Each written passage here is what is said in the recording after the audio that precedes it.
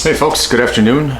Kevin here at the Wagon Wheel of Wisdom again. Behind me you see the wagon wheel that's always present, and hopefully today I can come up with a little bit of wisdom on a topic that is very near and dear to me, and that is my own my personal health and my journey to get to where that I've gotten to. Over time, I have struggled with weight issues. I graduated high school at about 180 pounds. I was 6'3". By the time I hit age 24 or 25, which I'll show you a photo of, I was 260 pounds. I was a big man. Fast forward a little ways, I was divorced in 2017 and my weight went the complete opposite direction to an unhealthy 175. Currently my frame, I'm sitting at about 202 the last time I was at the doctor and feeling incredibly good. I've been a member at this gym that I've been going to now for a little over 2 years, and it has been a game changer. So what I would like to talk about is nutrition, food, just kind of a day in the life of what I do. And it's really no secret, except there's one element to it that I believe is becoming more popular, and that is the fasting element, but I'll just kind of tell you what I do and where I go with that. So people that are really hardcore into strength and weightlifting have a pretty regimented diet. I tend to not really go that route, but my normal is I work out at noon every day. I don't eat anything in the morning. Typically, not always the case, but more often than not, I'm not eating anything in the morning at all. I don't feel like I work out or have near the, call it the strength, when I go in there with a belly that has food in it for some reason. I feel my workouts are much more beneficial in a fasted state from the time that I wake up. And I also, most of the time, not all the time, but I will not eat past 7 p.m., usually typically in bed. So I would say my eating window would be from 1 o'clock through, call it around 5 to 6 p.m. is when I will eat.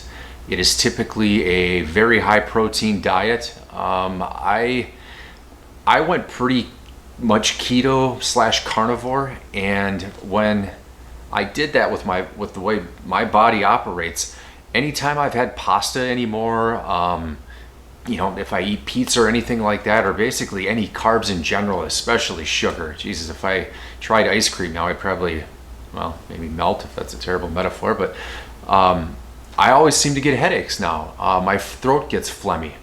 So since my body has adapted to a very high protein meat-based diet, I really struggle with pasta, and this is from a guy that just loves cooking Italian food. Spaghetti and meatballs, Jesus, that might be one of the greatest things, but I don't partake except for the meatballs anymore. And it's really helped with mental clarity. I used to suffer from major skin inflammation. It was off the charts bad from head to toe. It didn't matter. It was my feet, my legs, arms, back, neck. Sometimes to the point where I look back on it and it was unbelievable. The red patches that I have, the steroid creams, and it was all dietary related. I couldn't really believe it, but what goes in your system, you guys, is so vitally important to your overall health. I cannot stress that enough, and we are in a time when the food on the store shelves is not a lot of options. I mean, boxed foods, processed foods, chips,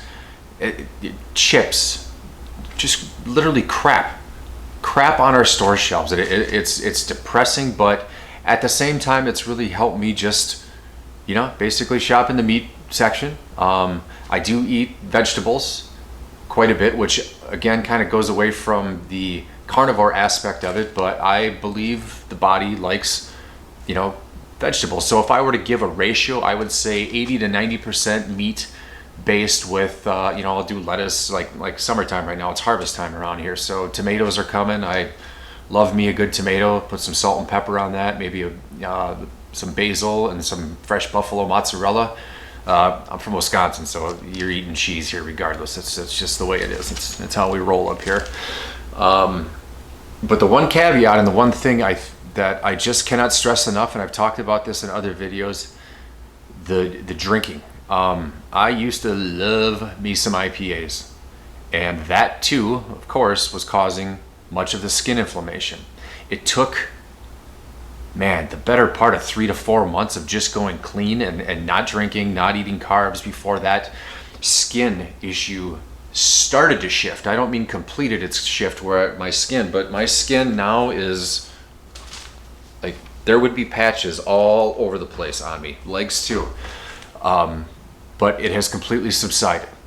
Everybody's different, but after going through this and just knowing how my body works, you got to give yourself time to heal on the inside. It's not going to happen as quick in the gut. But what worked for me, straight carnivore, beef, hamburger. I realize that's redundant, but I mean, when I buy beef, it wasn't just steaks, it was hamburger. Pork chops is another thing. Chicken I tend to stay away from just because, I'm not gonna lie, man, it freaks me out how they're grown. Jesus Christ, they're all roided up like freaking Barry Bonds with the hormones and stuff, and I don't know, just the environments they live in. So I try to get organic, but again, that can be costly. So, you know, your regular meat market at your grocery store is good. If you have a butcher shop around, that's even better. If you can buy local, I have aunts and uncles that are beef farmers. That works great too, because you're talking about a much higher quality animal. And I'm under the belief system, I can't prove this, so it's just a belief system that those animals in like the feedlots, man, that's not a real good life. I think they're stressed out and suffering a lot. And I think that gets translated into the type of product that you are eating. So again, if you have the luxury or ability to get, you know, grass-fed, grass-finished, great. You do pay more money, but, you know, I guess what's the greater cost? The cost to your health or the cost of just some good food? And the one thing I did notice is when I went carnivore is I was eating so much less and becoming so much leaner. And this is a guy that works out every single day. If I'm not in that gym, I'm biking or walking. I'm not a huge runner. And by not a huge runner, I barely do it. I don't enjoy it. I would rather be on my mountain bike, cruising down the bike path than doing that.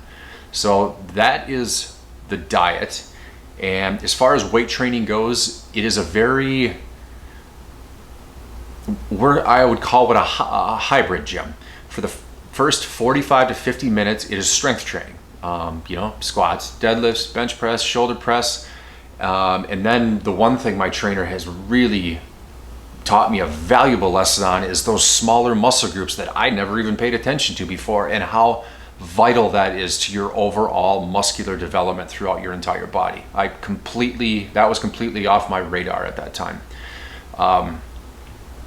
So I just was never into it. And when I first started there, I was kind of like, well, this is a weird movement. And you start to then see the results down the road, and it's like, all right, who's the weird guy? I am for never ever actually knowing this or incorporating it. And then the last 15 minutes or so, we incorporate a lot of CrossFit movements. So we're doing, you know, kettlebells, the bags, the sandbags, just many of the different movements that you could probably watch the CrossFitters do. Where, you know, it cleans with kettlebells and things like that, kettlebell swings. Oh, what else? Well, you get the drift with that. So that is something. Now, in my other videos, I've talked a lot about what my life has been like going through different things, and from a mental health perspective, the massive role that food for me comes into play. Back when I was eating like shit, I felt like shit. And I will cheat from time to time and have some ice cream. I cannot tell you how crappy I feel the following day. When you take this by the horns and you begin to implement a completely healthy life, go in the other direction, you will learn in a big hurry just how taxing it is on your body. I've inspired a friend of mine, and I have to tell his story. He was 395 at his heaviest, and he's just about down to 300 pounds now. And I think, I want to say over the course of 2 months, but he saw me with my shirt off, and I'm 46. I'm put together pretty damn good. I am incredibly proud of how I look. I've got abs. I've got a good, what I would call a good looking body for somebody that's 46 years old. And he is like, holy crap, dude, like I think he said your gym owner should have you on a poster for inspiration for people to come in. And it was flattering. It was nice of him to say that, but he goes, you've inspired me. And so he has now implemented basically a keto and or carnivore diet, and he is having incredible weight loss. However, about a week and a half ago, he went a little hard in the paint at the local festival in town and had some beers and kind of ate like shit and derailed. And he texted me Monday morning, and he goes, I feel like absolute hell. And it took him almost 4 days for him to finally get his body regimented again, back in it. So once you go down this road, it really is an amazing journey to watch what it can do to your body. Energy levels increase. The one thing that I loved is the cognitive part. How much clearer, the clarity that you have in your head. It's incredible. I feel it's like I'm at such a lot more of like a peaceful state, which then goes back to what I was talking about with mental health. You know what? I look back at the things I've been through in life, and it's not to sit here and say that my life has been easier or harder than anybody else. It's been my life, and through my lens, I really never understood the power of a healthy diet when it came to feeling good, having solid energy to do things, not feeling lethargic or just or almost like, a hangover, I guess, in some capacity. There's the hangover from alcohol, which we all know is awful. You don't feel like doing jack shit. But then there's the hangover from eating like crap too. And again, it's a different kind of hangover. You just feel slower, lack of movement, like you really don't want to do too much. So here is one thing that I don't hear a lot of people talking about, but the fasting aspect of it.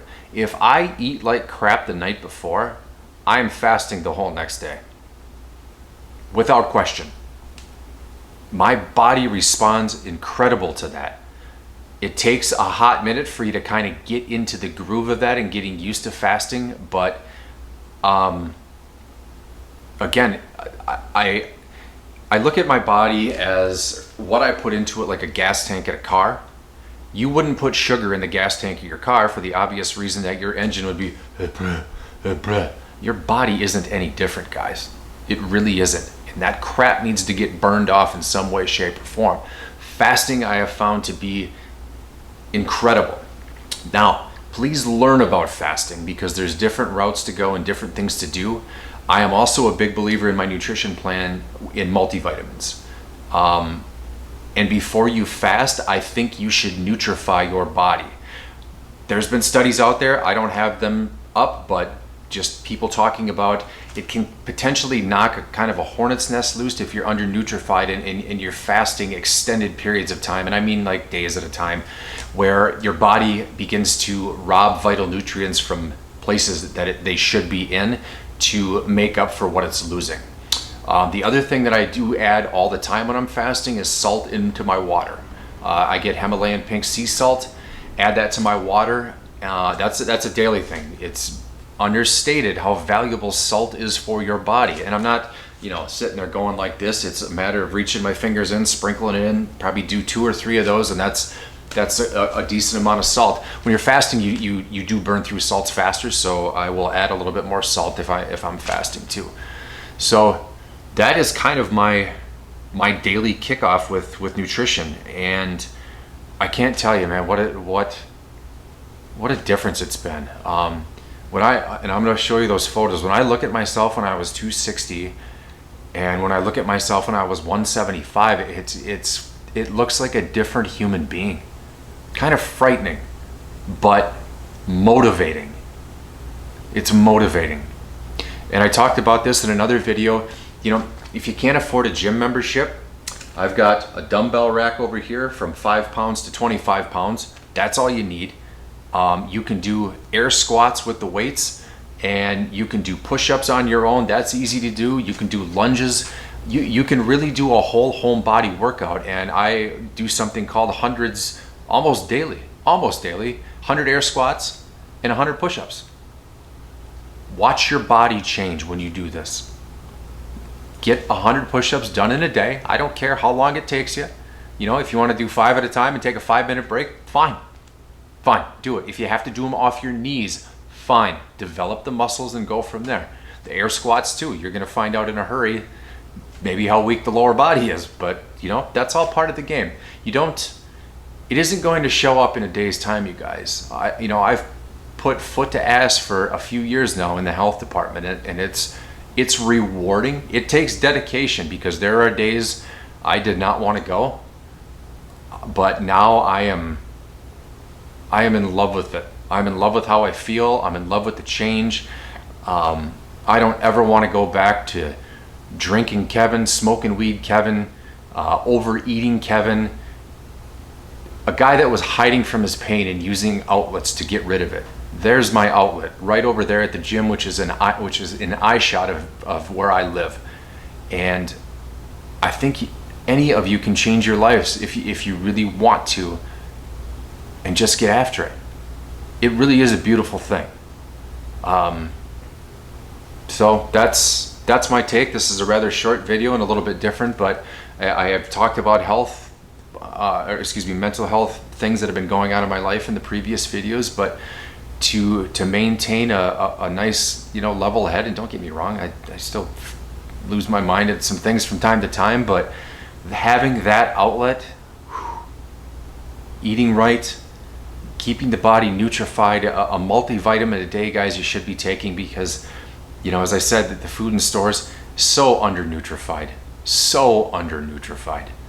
And we see it in health ailments and obesity, and it makes me sad to see kind of where society is with that in some capacity. It just kind of seems to be getting worse. I mean, there's a lot more information out there about it now, but I saw a quote the other day. How is it a food that has 34 ingredients costs more than a food with 1 ingredient or 2 ingredients? And that's a fair frickin' question. What kind of ass backwards clown society do we live in where that's the case, where highly nutritious stuff costs more than the shit that has 30 to 40 ingredients in it? It's mind-boggling where we are as a society sometimes, but this is where we are. You have to be your own health advocate. Plenty of YouTube videos out there on what to do. I'm a big fan of Dr. Berg is his name, and Thomas DeLauer is another person on there that I listen to constantly. Some people don't like them, some people do. I happen to really like them. They speak a language that I understand, and I think their information is valuable. But as with any information, you have to do what works best for you. You have to. You have to learn about your body. And if you go down this road like I'm talking about, you will learn about your body on the do's and don'ts and what works and what doesn't. But it is an amazing, rewarding journey. And if you ever want to correct some mental health stuff and things like that, we have people that come into the gym that are broken down. I was one of them. And when they put the time in and the work in, and they start seeing and recognizing the gains, and they see the difference in their body composition and better, I'm one of the first people to come up and say, like, dude, you're moving some weight now. They're ecstatic. They glow. You can do that too. All of you can. Any one of you can. And you can do it right at home with some push-ups and air squats. Spin up a video on YouTube about, you can do sit-ups. It's all there. And walking. I can't say enough about. If you can get in 15 minutes to 30 minutes of an up-tempo walk per day, in a month's time, you're going to see some difference. In a month's time, you guys, it's 30 days. Not that long. But your biggest enemy, right there. That thing used to talk me out of doing workouts all the time too. It used to talk me out of eating good because bad food tastes great. Let's be real. Shitty food tastes delicious. Oh, God, what I wouldn't do for a Culver's cheeseburger and fries right now, but no go. I haven't had fast food in years because, as I said, you feel like crap afterwards, and I'm not even sure what the heck half the hamburger's made out of anymore at these places, but you know, I digress. So anyway, guys, this is Kevin. It's a wagon wheel of wisdom. This is what I do with my daily routines. So again, I don't eat before noon. After my gym workout, from 1 o'clock to 5 to 6 o'clock is my eating window. I'll probably get in 2 meals there. To give you an example, I don't eat buns, so I'll do a burger patty. You know, right now because it's summertime, I have a little bed of lettuce going on in there. Tomatoes, some fresh vegetables, bacon. Oh, baby, bring on the bacon. I love that. And then at night, maybe the same thing. And you can get inventive with it too. I have an Instapot. Actually, it's called a Mueller, but it's the same thing, basically the same concept, where I'll do soups. It's so easy, and guys, those things make some delicious food. I think once you learn what to do, my chili that comes out of there, oh, it takes 15 minutes. You got delicious chili that used to take, you know, I'd have on the stove going all day. But yeah, getting out for walks, bike riding, sunshine. I'm in Wisconsin, so sometimes we got to plow through the snow. I'm not a huge fan of winter, been here 46 years, but you know, got to make do with what you got, right? Got to work with what you got. But try it. God damn it, try it. Get after it, be your own advocate. Be the change you want to see, okay? Yell at that guy in the mirror to get his ass out there, or do some push-ups, or go for a walk. And at the times you don't feel like doing it, it's probably the times that you really need to do it. All right? Love you guys. Please subscribe to the channel if you haven't already. Turn on bell notifications, like all of that stuff, so this information can get out to others that are looking for it. Because there was a time too when I was looking for information like this. So I just want to share my life's journey with different things that I'm going through. You'll probably find my YouTube channel might be all over the map sometimes, and I don't really want to pigeonhole into one area or the other. I just want to talk about life experiences that in that moment are, you know, kind of on the tip of my tongue to get out to people and talk to people about. So here we are, guys. Oh, by the way,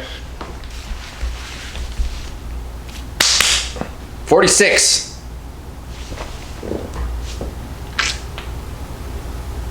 You can do it too. I was 260 fucking 5, or 260, sorry, and 175 right after my divorce. I looked emaciated and awful, but it's a health thing, right? It's a health thing. It's a mental health thing. And you got to be your own advocate. You got to love yourself, and you got to want it. You got to want to do it. So get out of your own way, okay? Love you guys.